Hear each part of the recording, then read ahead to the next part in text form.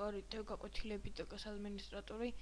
ამდენში გასწავლით როგორ გადავიღოთ Cam Studio ვიდეო ხმით და ასევე უხმოთაც. გავხსნათ Cam Studio და რეგიონიდან მოვნიშნოთ აქ full screen. ანუ აქ.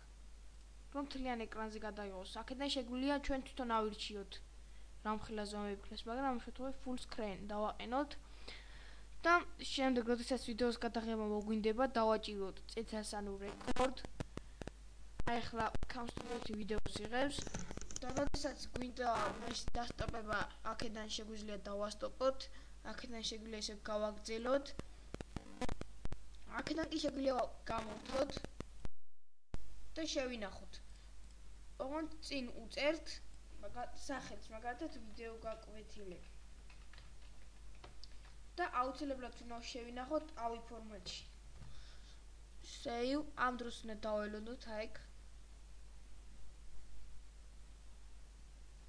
გამორთოთ ესენი.